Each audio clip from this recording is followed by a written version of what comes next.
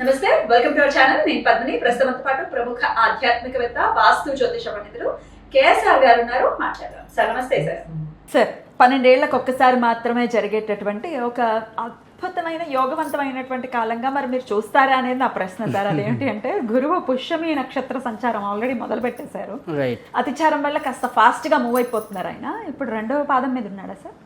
పుష్యమి 2వ పాదంలో గురువు. మరి మామూలుగా గురువారం పుష్యమి నక్షత్రం వస్తేనే గురు యోగము సాధకులు ఉపయోగించుకుంటారు, మీరు ఉపయోగించుకోండి అని చెప్పి మనం వీడియోస్ చేస్తాం కదా. మరి ఇప్పుడు గురుగ్రహమే పుష్యమి నక్షత్ర సంచారం చేస్తూ ఉంటే దానికి ఏమైనా పవర్ ఉంటుందా అనేది నా ప్రశ్న సార్. ఎట్లా చూస్తారు ఈ సమయాన్ని? అలాగే గురువు బంగారానికి కారకుడు అని అనేక మాటలు మీరు కూడా చెప్పి ఉన్నారు. మరి బంగారం మీద ఆయన ఏమైనా ఇంపాక్ట్ చూపిస్తాడా? అంటే రేట్లు పెరగటం, తరగటం ఇటువంటివి ఏమైనా ఉంటాయా? ఎప్పుడెప్పుడు ఇన్వెస్ట్ చేయొచ్చు బంగారం మీద?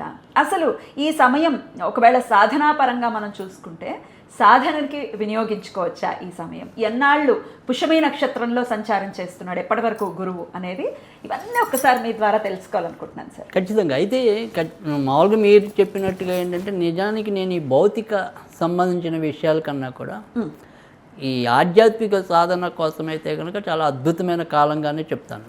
ఎందుకు చెప్తాను అంటే కనుక మనం కేపీ మెథడ్ అనేది నా యొక్క థీరీ కాబట్టి.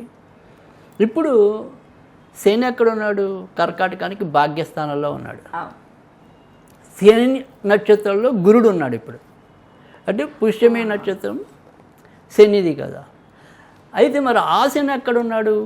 కర్కాటకానికి వ్యయాధిపతి అయిన బుధుడు నక్షత్రంలో ఉన్నాడు, రేవతి నక్షత్రంలో. అంటే ఇది చాలా వ్యయము అంటే మనకి మోక్షానికి అర్హతమైన కాలము. భాగ్యము అంటే కనుక ఖచ్చితంగా అంటే 9వ స్థానం అనేది ఇలాంటి సాధనలన్నిటికీ కూడా ఉపయోగపడే కాలం. సో ఇది ఫస్ట్ అంటే బెస్ట్ కూడా. సో అంటే నేను అనేది మీకు ఏదైనా సరే ఇప్పుడు కొత్తగా ఉపదేశం పొందాలని ఉంది, కొత్తగా ఒక విద్యను అభ్యసించాలని ఉంది, కొత్తగా దేన్నైనా సరే స్వీకరించాలని ఉంది, అలాంటి వాటికి ఇది చాలా చక్కటి సమయం. సో దీన్ని వినియోగించుకునే వాళ్ళు చక్కగా వినియోగించుకోవచ్చు. తర్వాత గురు పుష్య యోగం అనేది ఎలాగైతే మనకు తెలిసిందే, కానీ నిజానికి ఏంటంటే ప్రతి ఒక్కరికి కూడా మళ్ళీ వాళ్ళ యొక్క నక్షత్రాలు ఉంటాయి. అంటే ఇప్పుడు నేను ఒక నక్షత్రం, నేను ఒక గ్రహాన్ని అయినప్పటికీ కూడా నేను పుట్టినప్పుడు ఏదో ఒక నక్షత్రంలో పుడతా కదా. అలా గురుడి యొక్క సొంత నక్షత్రంగా పుష్యమిని భావిస్తున్నారు. ఇప్పుడు మనం శని నక్షత్రం అంటున్నాం, కానీ గురుడు పుట్టింది పుష్యమి నక్షత్రంలో. అందుకే అధిదేవత, అందుకని మరి అలాంటప్పుడు చాలా మంచి పవర్ ఉంటాడు కదా. సో అందుకని ఇది చాలా అద్భుతమైన కాలం అనేది అది పక్కన పెడతాం. ఎప్పటి వరకు ఉంటాడు సార్ పుష్యమి నక్షత్రం? ఆగస్టు 18 వరకు ఇంచుమించుగా. సో ఈ టైంని మనం చాలా చక్కగా వినియోగించుకోవటం సాధన కోసం అయితే. కానీ ఈ ఆగస్టు 18 వరకు కూడా బంగారం ధరలు అనేది నిలకడగా ఉండవు.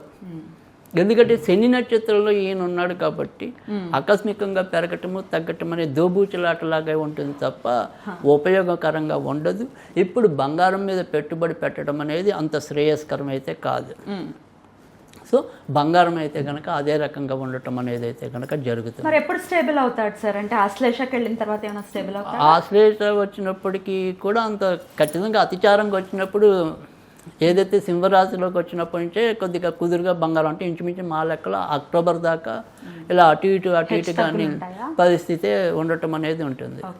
కానీ అక్కడి నుంచి వెనక్కి వెళ్ళినప్పటికీ కూడా ఇంకా అక్టోబర్ నుంచి కొద్దిగా ఒక పద్ధతిలోనే వెళ్ళటం అనేది జరుగుతుంది బంగారం అనేది. సో అందుకని బంగారం మటుకు అలా దోబూచులాటగానే ఉండటం అనేది జరుగుతుంది.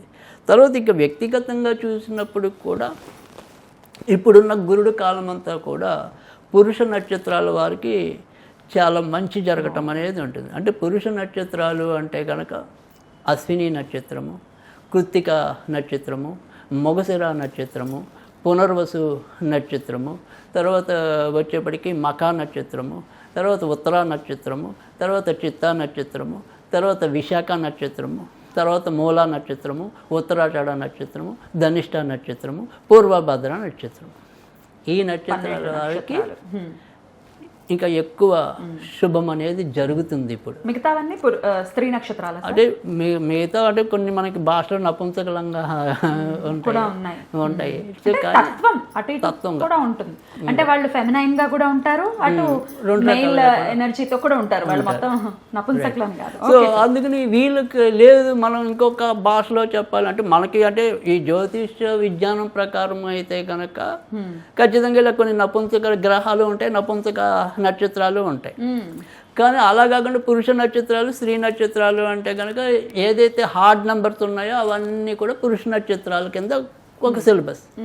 అంటే 1, 3 అలా 27. ఆ 27లో 1 వచ్చింది, 3 వచ్చింది, 5 వచ్చింది, 7 వచ్చింది, 9 వచ్చింది, 11 సరిపోయింది. అలా ఒకటంటే అశ్విని, అదే అలా అసలు వాళ్ళకి అర్థం అవడం కోసం చెప్తాం. కానీ మనం ఇందాక ఏదైతే చెప్పామో కొన్ని నపుంసక నక్షత్రాలు పక్కన పెట్టి మిగతా నక్షత్రాలు మనం ఇవ్వటం అనేది జరిగింది. సో వీళ్ళకి ఎక్కువ మంచి జరుగుతుంది. సో మిగతా వాళ్ళు కొంతవరకు జాగ్రత్తగా ఉండటం అనేది అవసరం అన్నమాట.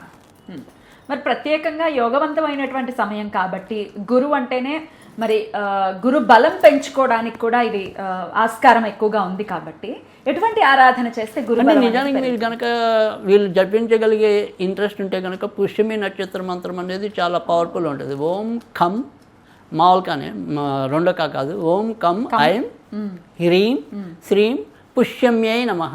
ఓం కం ఐం హ్రీం ఐం హ్రీం హ్రీమా ఓం కం ఐం హ్రీం శ్రీం పుష్యమ్యై నమః. పుష్యమ్యై నమః అది పుష్యమి నక్షత్ర మంత్రం ఉంది. అలా 27 నక్షత్రాలకి మంత్రాలు ఉంటాయి. రోజుకి కనీసం ఒక 3 సార్లు చదివితే సరిపోతుంది. అంటే 12, 21, 3 అంకె వచ్చేలా. సో అలా చదివితే కనుక ఎవరైనా చదవచ్చా సార్? ప్రతి ఒక్కరికి మంచిదే.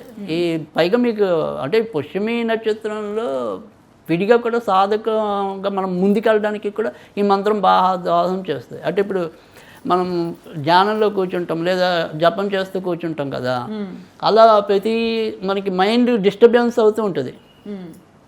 మొదట్లో స్టార్టింగ్లో అనేక రకాలైన ఆలోచనలు చుట్టుముడుతూ ఉంటాయి కదా. సో మన యొక్క ధ్యానం అవి సరిగ్గా కుదరాలన్నా కూడా ఈ మంత్ర జపం చేస్తే మీకు ఖచ్చితంగా 40 రోజులు అలా 2-3 నెలలు చేసేప్పటికే మీ మానసిక స్థితిలో కూడా పరివర్తన వస్తుంది. సో సాధన చేయడానికి కూడా ఒక మంచి మంత్రం అది పుష్యమి అది. అలాంటి రేవతి నక్షత్ర మంత్రం కూడా ఉంటుంది. అలా ఈ 2 నక్షత్రాలు కాస్మిక్ ఎనర్జీ ఉన్నటువంటి నక్షత్రాలు కదా, అందుకని వాటికి కూడా రేవతి నక్షత్రానికి కూడా ఉంటుంది. అలా సో ఇది చక్కగా సాధన చేసుకున్నా కూడా గురువు యొక్క అనుగ్రహం ఖచ్చితంగా గురుడు అనుగ్రహం కోసమే ఒకటి, సాధన సంపత్తు పెరగడం కోసం కూడా. ఎప్పుడు మొదలు పెట్టమంటారు? అంటే ఇప్పుడు ఇవన్నీ మనం ఎలాగో ఆగస్టు 18 దాకా మంచివి అనుకుంటున్నాం. సో సోమవారం కానీ, గురువారం కానీ, ఆదివారం కానీ ఇంకా మంచిది. ఆది, సోమ, గురు. ఏ సమయంలో చేస్తే ఎక్కువ ఫలితం ఉంటుంది? అంటే ఏ సమయం అయినా కూడా పర్వాలేదు. కానీ జనరల్గా మీకు ఎక్కువ ఇబ్బంది ఏమంటాం, ఆటంకాలు రాకుండా ఉంటే అభిజిత్ లగ్నం అనేది ప్రతిరోజు ఉంటుంది కాబట్టి ఆ లగ్నంలో స్టార్ట్ చేస్తే మంచిది. బుధవారం ఒక్కరోజు ఉండదు, బుధవారం ఒకరోజు ఉండదు, మిగతా అన్ని రోజులు ప్రతిరోజు ఉంటుంది. సో యావరేజ్గా 11:30, 12:30 మధ్య ఉంటుంది. ఆ టైంలో మొదలెట్టుకుంటే సరిపోతుంది.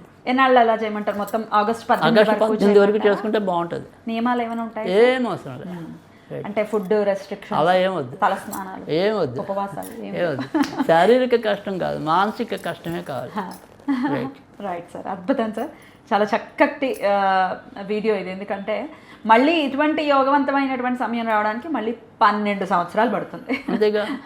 అవును. సో యూటిలైజ్ చేసుకోండి. చాలా చక్కటి వీడియోని మాకు అందించినందుకు కృతజ్ఞతలు సార్. నమస్తే సార్.